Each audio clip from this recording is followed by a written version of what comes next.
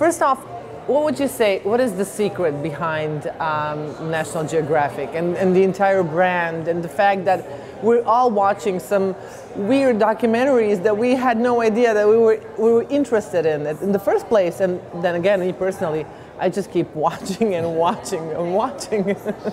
I think the secret is that it is a real scientific organization.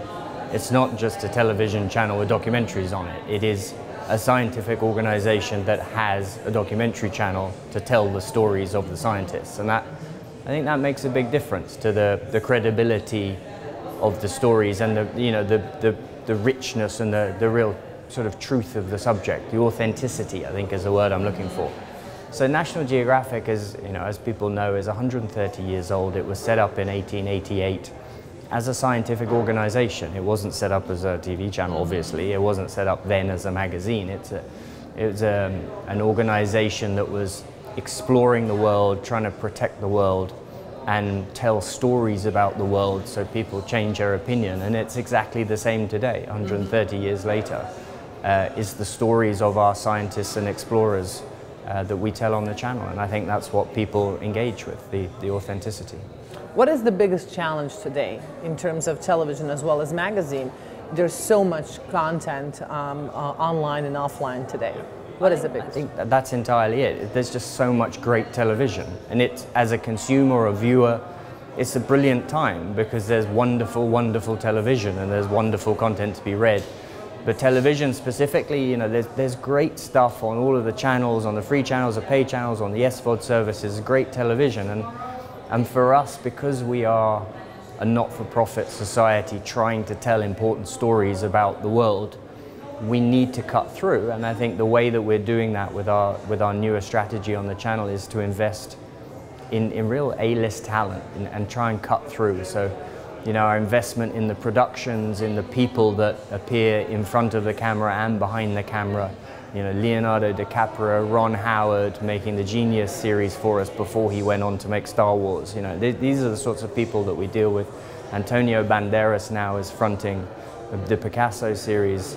We have to cut through because it is so competitive, and that's the approach we're taking, to make very entertaining programs that also tell these important stories. That was my next question. The A-list celebrities that you have on right now, how do people respond to that? Do they get confused with all this scientific background of the channel, of the brand, with A-list celebrities right now? I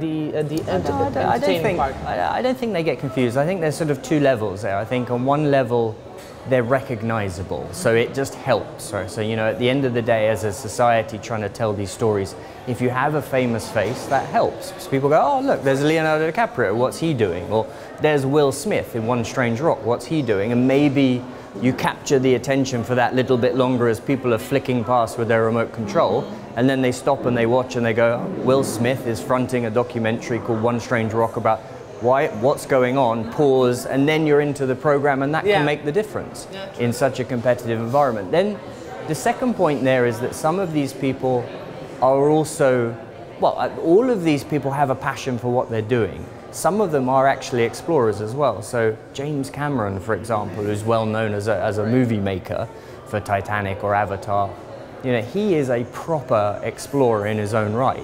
He's been down to the bottom of the Marianas Trench in a solo mission.